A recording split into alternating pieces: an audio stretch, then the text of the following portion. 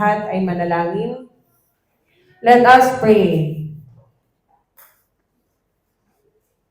Panginoon, salamat sa oras na ito. Salamat, Panginoon, sa biyaya na kami ay patuloy na makakapagsamba sa inyo sa Espiritu at sa katotohanan. Dalangin namin, Panginoon, ang pagkilos ng inyong banal na Espiritu Santo nang sa gayon ang bawat isa sa amin ay tunay na makaunawa ng inyong salita, ng inyong mensahe ng kaligtasan. Gayon din, Panginoon, ay mapanghawakan namin ang inyong salita bilang katiyakan, assurance na kami ay mga anak ninyo at kami, Panginoon, ang siyang tinawag ninyo sa kaligtasan na inihanda ninyo sa pamagitan ng inyong bugtong na anak na si Jesucristo. Pagpalain niyo ang bawat isa, ito pong lahat ay iniwan namin sa tanging pangalan ni Jesus.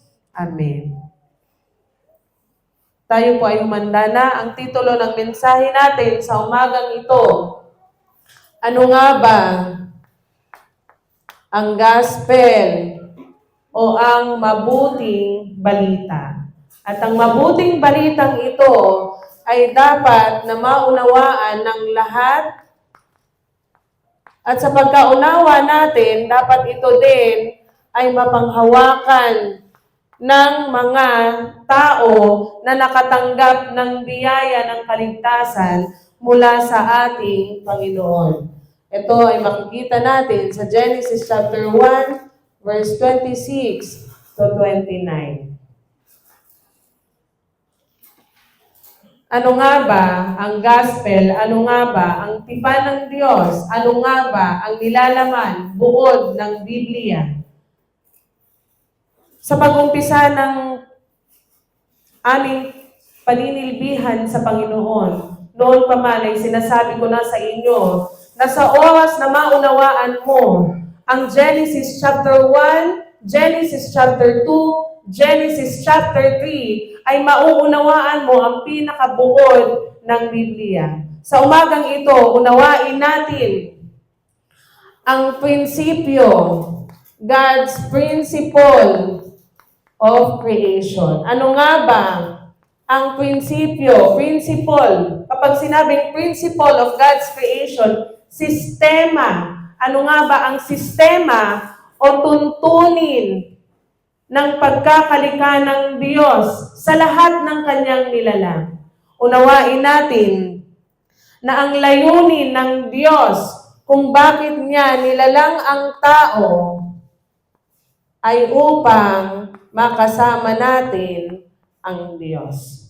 Nilalang ng Diyos, paulit-ulit na nating sinasabi, nilalang ng Diyos ang tao for us to be with God. Kaya nga, sa lahat ng nilalang ng Diyos, hindi niya ibinigay ang kanyang espiritu sa unggoy, sa aso, sa ibon, o kahit na sa alinpamang hayop, maging anghel.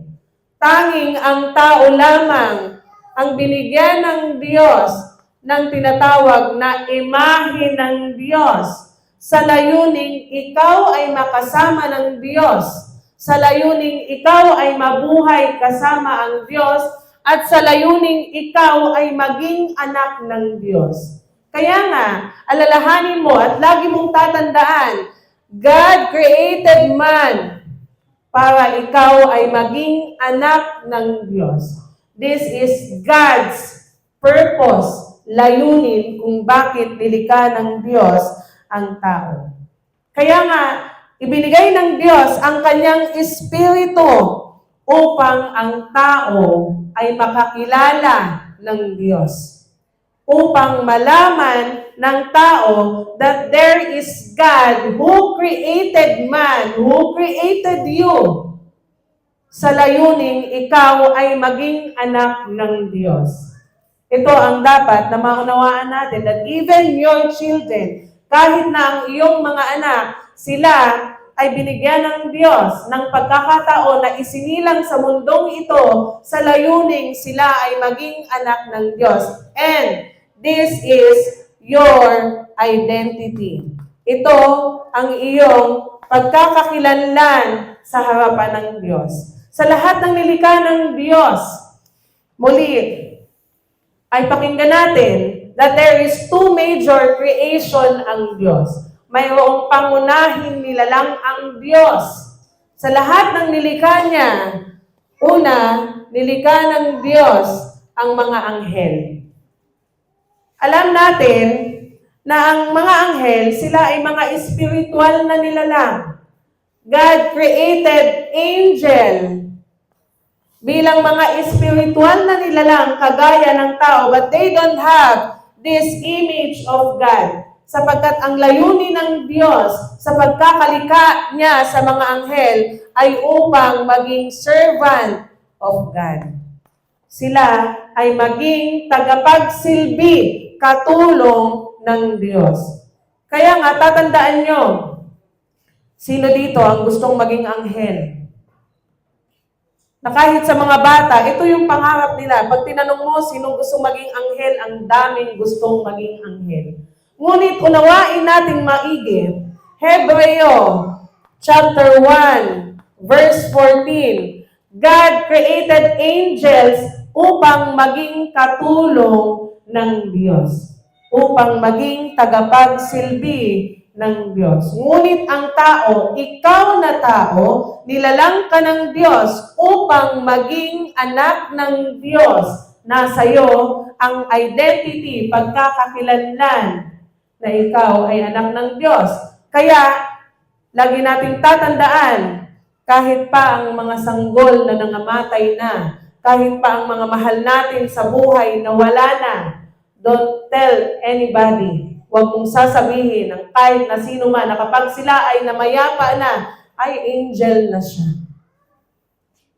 Anghel na si baby, anghel na si papa mo, anghel na sila. Sapagkat iba ang pagkakalikha ng Diyos sa tao, iba ang pagkakalikha ng Diyos sa mga anghel. Ang mga anghel, sila ay nilalang ng Diyos upang maging katulong, tagapaglingkod ng Diyos at sa mga taong nakaligtas o nagkaroon ng kaligtasan mula sa Panginoong Hesukristo. Ito ang layunin ng Diyos. Ano ang identity ng anghel sa harapan ng Diyos? They are the servant of God. Sila ay tagapaglingkod, katulong ng Diyos. Ngunit ang tao, ano ang kanilang pagkakakilanlan? They are children of God. Kaya lalahanin natin, sa lahat ng nilikha ng Diyos, kapag sinabing creation ng Diyos, ang buong mundo, ipinamahala ito ng Diyos sa tao at hindi sa mga anghel. Sa lahat ng nilikha ng Diyos, tanging ang tao lamang ang binigyan ng Diyos ng kapangyarihan to rule over all God's creation. God has given you power and authority to subdue, pamahalaan ang buong daigdig. Hindi niya ito ibinigay sa mga anghel sapagkat wala silang imahe ng Diyos. Ngunit, ang buong mundo ay inihanda, nilikha ng Diyos, ibinigay ng Diyos sa tao upang ito ay pamahalaan, ito ay pagyamanin, meaning to say, ibinigay ng Diyos ang mundo for you to enjoy all God's creation. Ito ang layunin ng Diyos ng pagkakalikha niya sa bawat isa. Kagaya nga na kung paano ang isda nabubuhay sa tubig, walang problema ang isda. Sapagkat ang buhay niya ay nasa tubig. Na kung saan ang puno na nakatanim sa lupa, walang problema ang puno sapagkat ang buhay niya ay nasa lupa. Ngunit magsisimula ang problema ng isda kung siya ay tatanggalin mo sa tubig. Na kung paano ang tao mawala ang imahe ng Diyos sa kanya, doon magsisimula ang problema ng tao. Bakit? This image of God sa tao is your only connection. Tanging connection mo sa Diyos. At magsisimula ang tunay na kaligayahan ng tao, kakontentuhan ng tao when you have the image of God.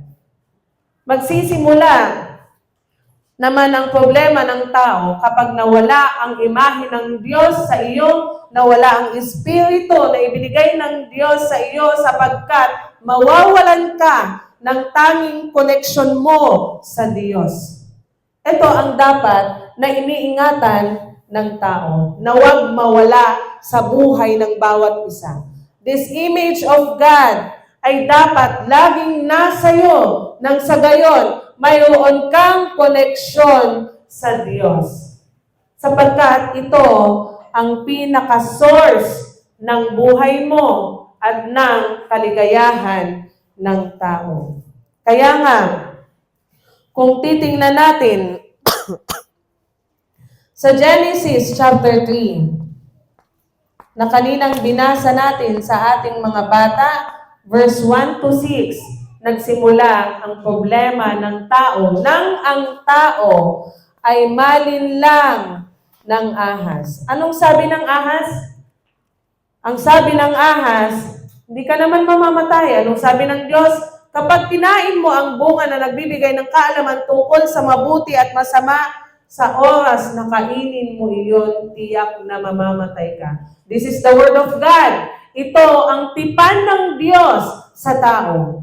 Na sa oras na kainin mo iyon, that is God's warning, babala ng Diyos. Na sa oras na kainin mo iyon, ikaw ay mamamatay. Iyon ay babala ng Diyos.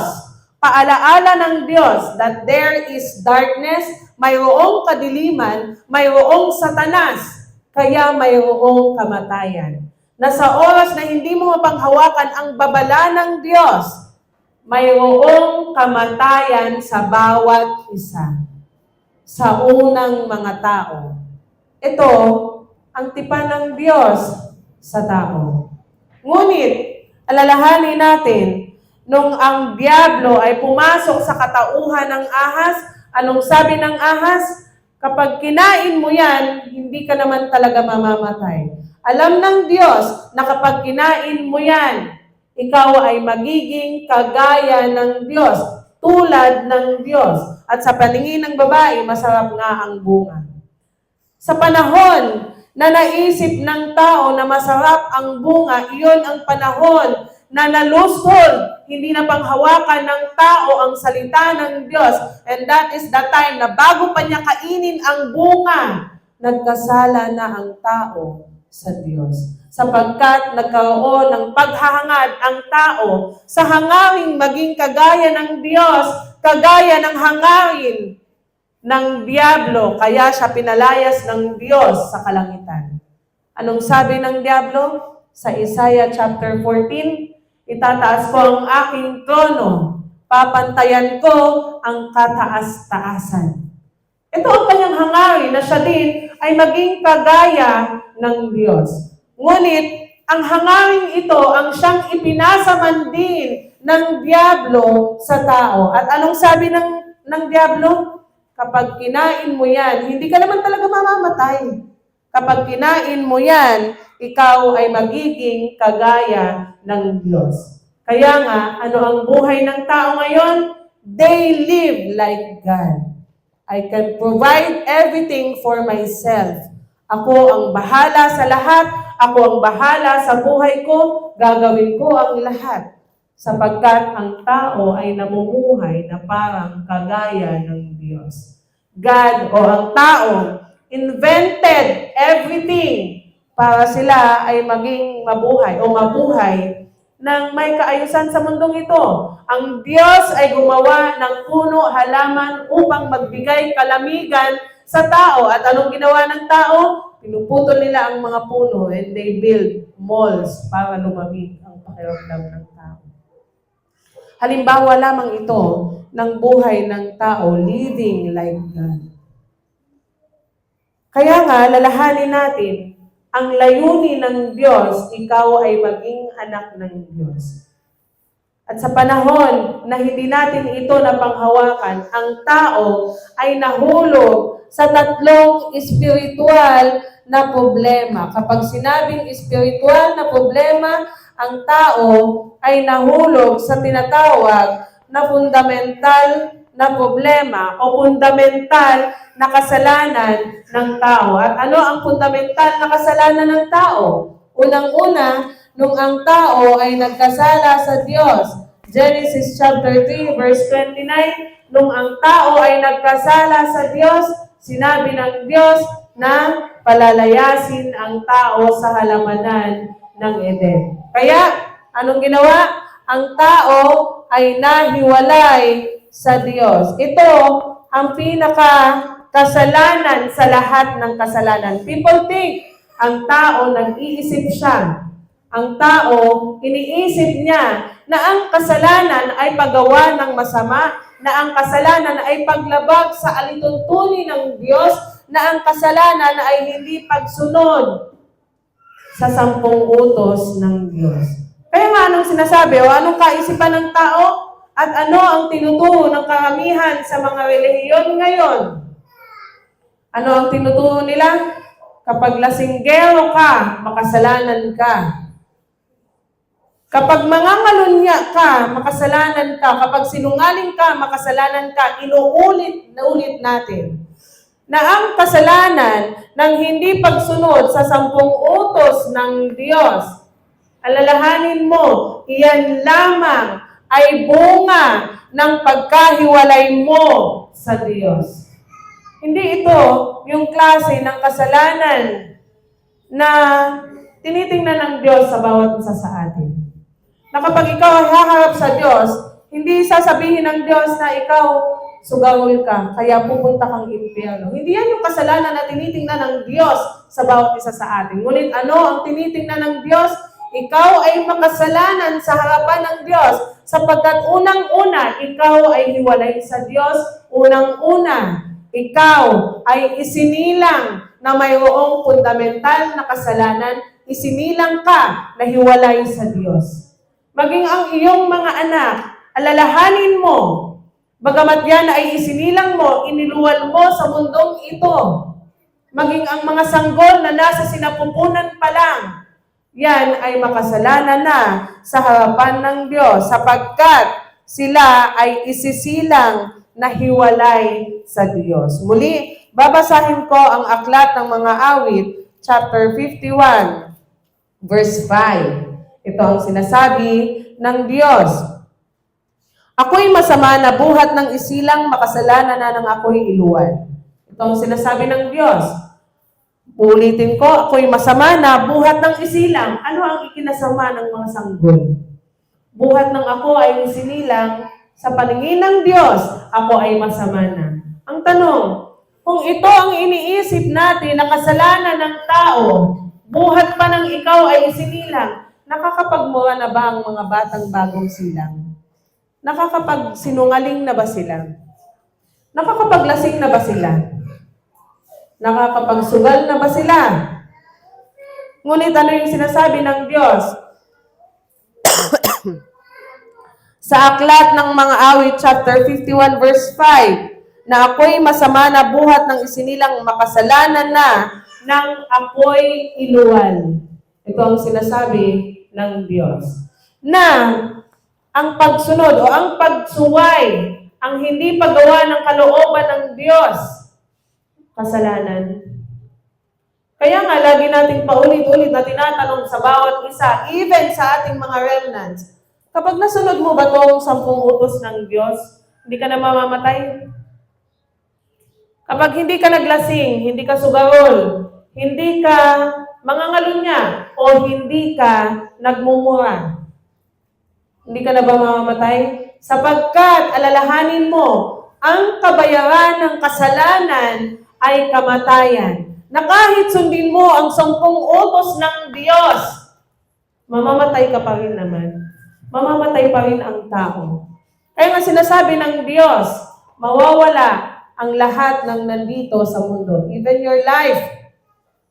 Ngunit ang salita ng Diyos ay mananatili magpakailanman sapagkat ang salita ng Diyos, ang Diyos mismo ay hindi sakop ng kasalanan. Ngunit ang tao, ano ang kasalanan na tinitingnan ng Diyos sa Kanya? Yung pagkahiwalay mo sa Diyos. Pangalawa, dahil ikaw ay hiwalay sa Diyos. Roma chapter 3, verse 23, ikaw ay alipin ng kasalanan na siyang nagbubunga ng kamatayan. Ito ang dahilan kung bakit ang tao ay mayroong kamatayan. Even sa ating mga younger generations, nung nakaraang taon ko pa ito sinasabi, na ang kamatayan walang pinipiling edad. Remnants, ang kamatayan walang pinipiling edad. Kaya kung papansinin nyo, kahit sa mga bagong silang na sanggol, sila ay ipinapanganak ng wala ng buhay sapagkat sakop sila ng kasalanan. Hindi natin pwedeng isipin na may edad na siya. Kaya madali na siya. O bata pa siya, matagal pa naman siya. Hindi niyo alam ang buhay at hindi natin alam ang buhay. Sapagkat ang tao ay alipin ng kasalanan at ano ang kabayaran ng kasalanan? Kamatayan. Na kahit sundin mo ang 10 utos, kahit magpakabuti ka, ikaw pa rin ay sakop ng kamatayan. Sapagkat ang tao ay makasalanan sa harapan ng Diyos. John chapter 8, verse 44. Ano ang fundamental na kasalanan, problema ng tao? Sila ay naging anak ng Diablo. Nakikinig pa ba? Nung ang tao, nilalang ng Diyos sa layuning sila ay maging anak ng Diyos. Ngunit nang ang tao ay magkasala, nahulog sa panlilinlang ng Diablo, ang tao ngayon ay naging anak ni Satanas. Kaya nga sinasabi ng Diyos sa 1 chapter 8 verse 44, ikaw ay sa iyong amang Diablo at kung ano ang iyong ginagawa, iyan ang nais ng Diablo. Kaya nga lalahanin mo, ang tatlong fundamental na problema na ito, ang siyang nagdulot ng kahirapan sa buhay ng tao. Na ang tao, siya ay nilalang bilang anak ng Diyos nung siya ay nahulog sa fundamental na kasalanan, sa fundamental na problema, ang tao ngayon ay nahulog, namuhay sa ilalim ng kapangyarihan ni Satanas. Ito ang history ng tao. Ito ang kasaysayan ng tao. Ano ang kasaysayan ng tao?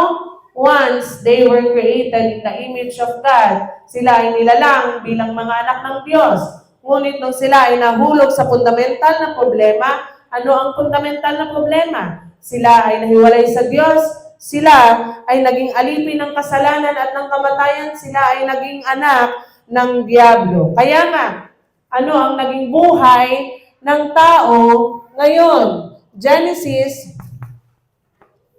chapter 3, verse, buksan natin ang ating mga Biblia sa aklat ng Genesis chapter 3, verse 16 to 19.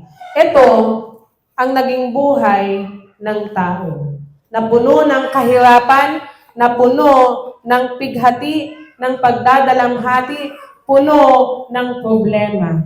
Ito ang buhay ng tao. Nung ang tao ay nahiwalay sa Diyos, kaya nga, kung ikaw ay nagtataka, na sa pagsunod ko sa Diyos, ang dami ko tuloy problema. Ito yung pinaka-scam sa lahat ng scam. Alam niyo kung ano yung scam? Na kapag naging Kristiyano ka, tumanggap ka sa Diyos, mawawalan ka ng problema. Leaders of this church, deacons, don't expect na kapag ikaw ay naging anak ng Diyos, na kapag ikaw ay naging Kristiyano, ikaw ay sumunod sa Diyos, wala nang problema. We usually expect that we don't have problem na pagkatapos nating tanggapin ang Kristo. Ito yung expectation ng tao. Ito ang pamantayan mo. Pakinggan mo ang pamantayan mo. Ito ang pamantayan mo. Ibulalas man ang iyong bibig o hindi, ang pamantayan mo, kapag ikaw ay sumunod sa Diyos, dapat wala ka ng problema? Ito ba ang expectation mo? Yan ang scam sa lahat ng scam na ginagawa ng Diablo sa kaisipan mo. Na kapag ikaw ay tumanggap sa Diyos, dapat gagaling na ako. Dapat wala na akong problema sa pamilya ko. dapat wala na akong problema sa sarili ko. Sapagkat, alalahanin mo, minsan sa iyong buhay, ikaw ay naging anak ng Diablo, naging alipin ng kasalanan, na hiwalay sa Diyos.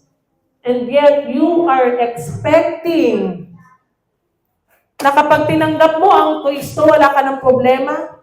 Ito ang kadalasan na standard, pamantayan ng mga leader ng simbahan. Check yourself. I-check mo yung sarili mo. Na kapag ako ay sumunod sa Diyos, wala na akong problema.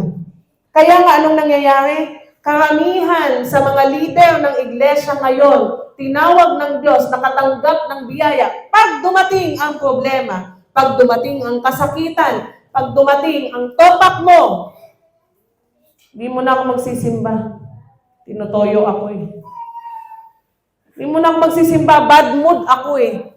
Hindi mo na ako magsisimba kasi maraming problema sa bahay. Nakakatawa. Pero ito, yung katotohanan ng buhay ng maraming Kristiyano ngayon, that you expect na kapag tinanggap mo ang Diyos, malinis na lahat sa buhay mo. Hindi mo na po problemahin ang asawa mo, hindi mo na po problemahin ang anak mo, hindi mo na po problemahin yung sarili mong ugali. Well, tandaan mo, ito yung problema mo, spiritual na problema. Kaya nga lagi natin paulit-ulit, challenge yourself na kinakailangan paglabanan mo ang iyong sarili. Bakit? Sapagkat ikaw ay nagkaroon ng fundamental na problema. Ikaw ay nahulog sa anim na estado ng mga taong hindi mananampalataya. Ano yun? Ikaw ay naging anak ng Diablo. Dahil ikaw ay naging anak ng Diablo, ikaw ay naging alipin ng Diablo. Dahil ikaw ay naging alipin ng Diablo, ikaw ngayon ay dumadanas ng pisikal at mental na kahirapan. Sinong makakapag-deny? Sinong makakapag-deny na hindi mo ito naranasan? Pisikal at mental na problema. At even mga Kristiyano ngayon, kahit pa ang mga leader ng simbahan, even you deacons and deaconess, karamihan, dumadanas ng mental na kahirapan. Kaya nga, pag may problema kang pinagdadaanan, kapag hindi maganda ang mood mo, madalas tinatapon mo ang topak mo sa kahit na kanino, even your family members, kahit dito sa loob ng simbahan. Tandaan mo, sa panahon na hindi mo mapanghawakan ang gospel, ang tipan ng Diyos, leaders of this church, you will cause troubles inside the church. Magkukos ka ng trouble sa loob ng simbahan. Kaya nga, pakinggan mo, paulit-ulit itong sinasabi, paulit-ulit itong minimensahe, na kapag magkaroon tayo ng pisikal na kasakitan, kapag naunawaan mo na ito palang naging problema ko, at ako ay nagkaroon ng pisikal na kasakitan at mental na kahirapan, iyon ay dahil sa nagkaroon ako ng fundamental na problema. Magtaka ka na nakakaranas ka nito kung hindi mo ito pinagdaanan.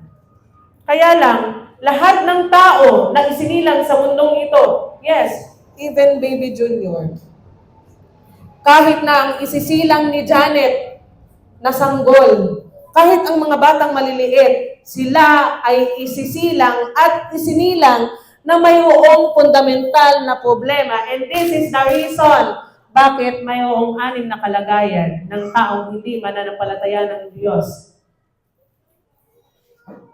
At kahit na ang pisikal at mental na kahirapan, dinadanas ng bawat isa sa atin.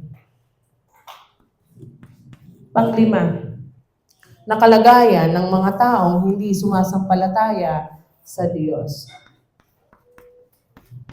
Kapag ikaw ay nabuhay sa mundong ito, dumating ang kamatayan ang hindi mo nakakasumpong ang kaligtasan, ang lahat, they are destined to go to hell.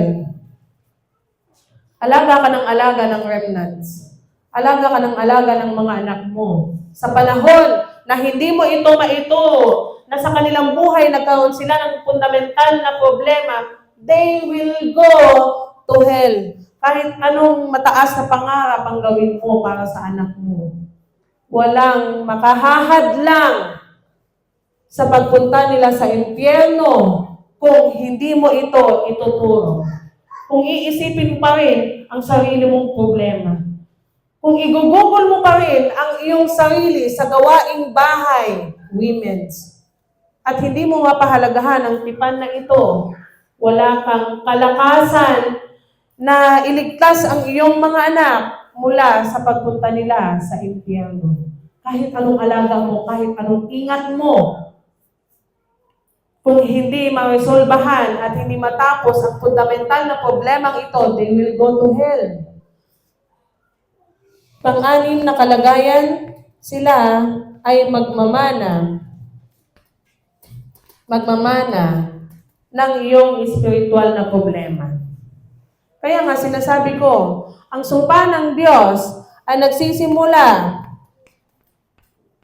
sa 3 hanggang 4 na salinlahi. At ito ang dahilan kung bakit patuloy natin sinasabi, maging kay Deacon Princess, na ang anak mong si Basha ay kailangan magpatuloy na lumaki sa loob ng simbahan.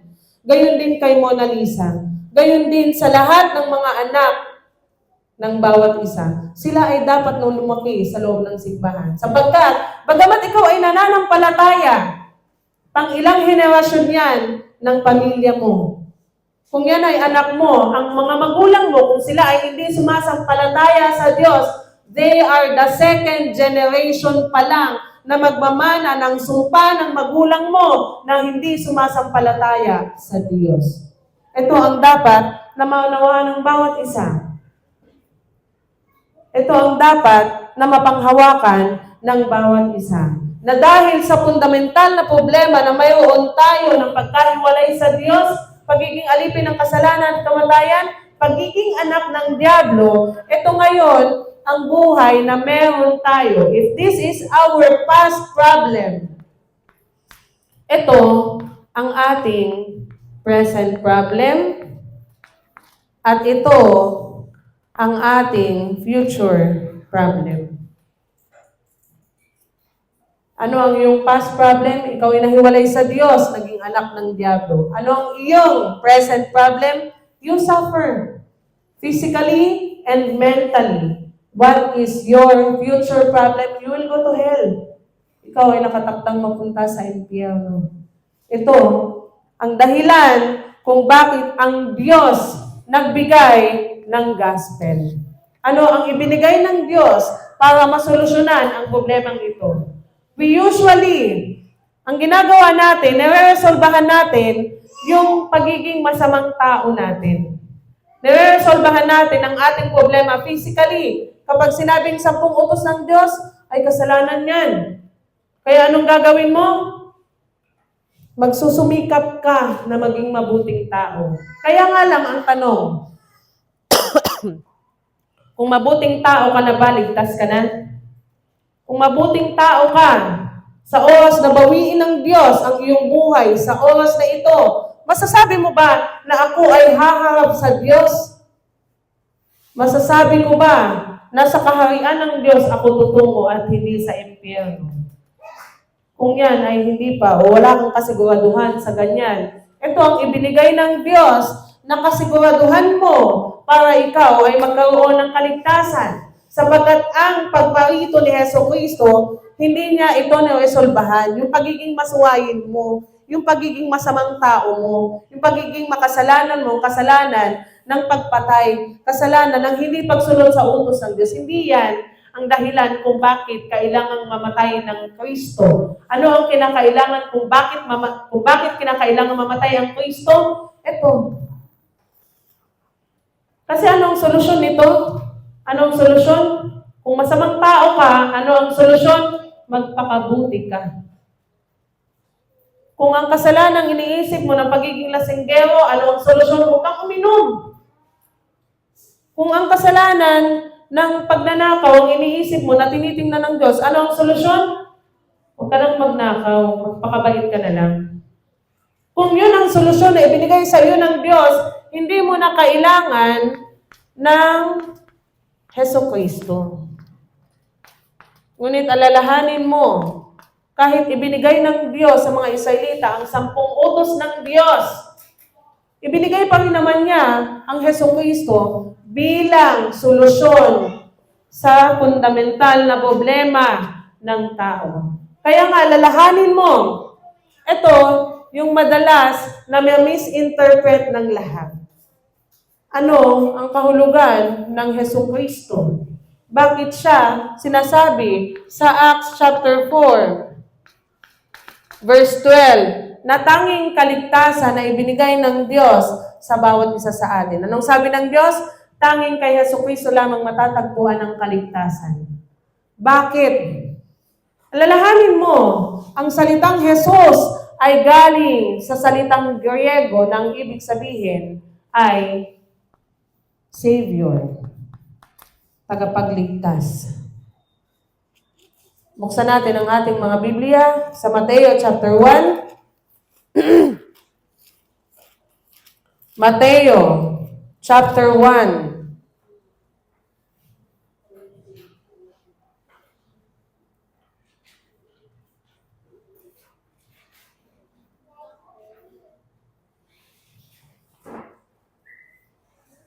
Nakita na? Verse 21. Sabi, magsisilang siya ng isang batang lalaki at Jesus ang ipapangalan mo sa sanggol sapagkat ililigtas niya ang kanyang bayan sa kanilang mga kasalanan. Nangangahulugan ng ibig sabihin ng Jesus ay tagapagligtas. At ang Kristo, ito ang kanyang titulo. Kung paanong binigyan ka ng Diyos ng titulo ng pagiging deacons, missionary, pastor, ito din ang titulo ni Jesus. Ano ang titulo niya? Kristo. At ang titulong ito ay may kaakibat na 3 gawain. Ano ang 3 gawain ni Jesucristo? Upang ikaw ay mapalaya sa fundamental na problema mo, ang Kristo ay nagkatawang tao. Na sa pamagitan ng kanyang pagkatawang tao, inalis niya ang iyong problemang pagkahiwalay sa Diyos. Hindi ba ito ang pinakaunang fundamental na problema na mayroon ka? Ito ay niresolbahan ng Diyos nang siya ay magkatawang tao upang ikaw ay magkaroon ng daan patungo sa Diyos. Na sa kanyang kamatayan sa krus, crucifixion, ay inalis niya ang iyong problema ng pagiging makasalanan. Sapagkat kamatayan ng kabayaran ng kasalanan, ang Kristo ang kinakailangang mamatay para sa kasalanan ng lahat. At bilang katuparan ng ginawang pagliligtas ng Diyos, ang Kristo ay muling nabuhay upang sirain ang lahat ng gawa ng Diablo na dati mong tatay. Ito ang solusyon na ibinigay ng Diyos. Na tanging Kristo lamang ang makakasira ng 3 fundamental na problema na mayroon ka. Kaya nga, we don't accept religion as your Savior. Hindi natin tinatanggap ang relihiyon bilang kaligtasan ng lahat mula sa pagkaalipin natin sa Diablo. Hindi natin itinuturo o hindi natin laging sinasabi, pumasok ka sa religion para maligtas ka. Ito ay kaparaanan ng tao. Ngunit ano ang kaparaanan ng Diyos? Ipinadala niya ang Kristo na nagkatawang tao, namatay at muling nabuhay upang ikaw ay makawala sa pagkaalipin mo mula kay Satanas. Ito ang gospel. Ito ang tipan na dapat mong panghawakan, dapat mong maunawaan. Sapagkat karamihan sa mga tao, hindi nauunawaan ang kadahilanan ng kamatayan ni Kristo. Ano ang iniisip nila? Namatay ang Kristo dahil ikaw ay makasalanan, nagagawa natin Ang consequences o ang bunga ng fundamental na problema ng tao ay ang kamatayan. Alalahanin mo, ang consequences o ang bunga ng mga nagagawa nating kasalanan araw-araw ay inaani mo na dito pa lang. Ang bunga ng pagiging magnanakaw mo, inaani mo na dito. Hindi yan kasalanang nakakamatay patungo sa impyerno. Sapagkat hindi yan ang dahilan kung bakit namatay si Kristo. Ano ang dahilan kung bakit namatay si Kristo? Sapagkat ikaw ay nahiwalay sa Diyos. Ikaw ay alipin ng kasalanan. At ano ang kasalanan? Kawalang pananampalataya sa Diyos. Kaya nga nahiwalay sa Diyos. At ang kasalanang pagiging anak ng Diablo na siyang nangangahulugan na nawala mo ang imahe ng Diyos. Ang layunin ng pagkakalika ng Diyos sa iyo. Nawala ang imahe, ang espiritu ng Diyos. Nawa, ang bawat isa sa atin ay magkaroon ng kaisipan na ang Kristo ang tanging kailangan mo.